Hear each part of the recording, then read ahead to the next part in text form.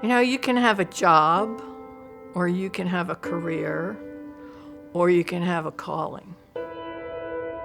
It's so satisfying to be able to see how one tiny bit of advice can completely change the course of someone's life and bring them great happiness.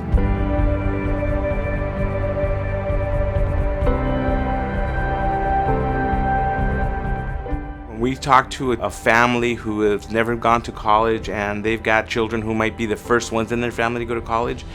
We start looking at what it's going to take for that kid to go and get in and get through and graduate from college. One trader on the floor here told me earlier that in his 20 years on the floor, and this was before the losses accelerated to the levels there are now, he had never seen a spread like that. In the wake of the Great Recession, calls for consumer protections entered the national dialogue with new urgency.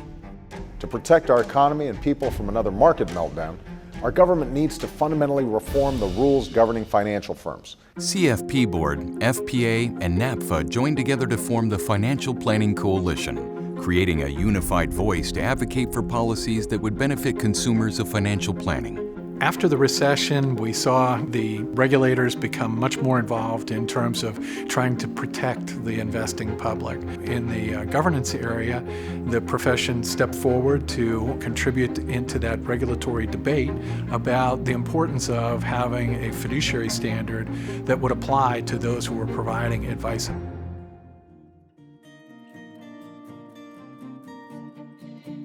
The Dodd-Frank Act was passed into law in 2010. It authorized the SEC to undertake fiduciary rulemaking, but the political will to enact a fiduciary duty failed to materialize.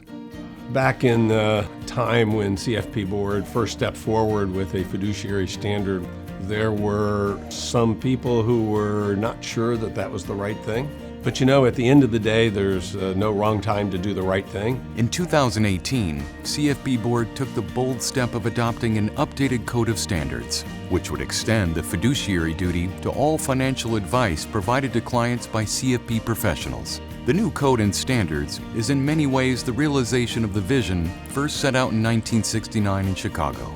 The importance of the financial planning and advice industry, what makes it vital. To quote a visionary financial planner, Richard Wagner, is that like all professions, it deals with the intangible necessities of life. This understanding has inspired some in the financial services industry to create programs dedicated to expanding access to financial advice.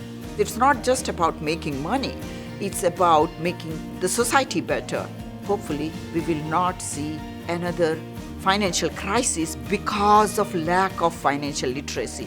In 50 years, the professional practice of financial planning has filled an unmet need, but we must continue to evolve. I think a concept in the past had been that only the wealthy needed a financial plan, and we know now that that's not the case. Because financial stress is a very big problem that permeates all relationships, all other parts of the society. Together, we are strengthening the infrastructure that is diversifying our ranks.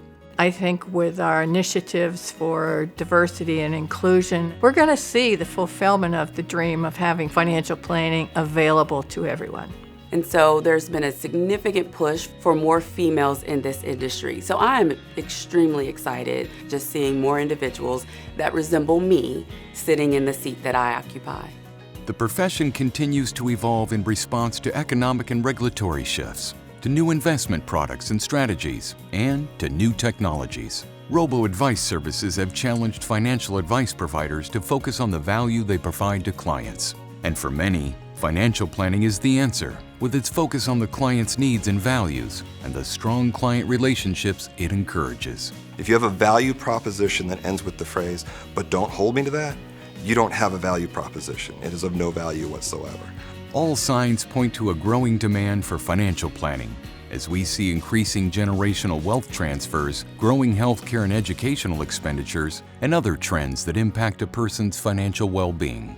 Business models at firms large and small have integrated financial planning as a core service. A growing body of cross-disciplinary research incorporating the social and data sciences with financial planning has advanced both the theory and practice of financial planning.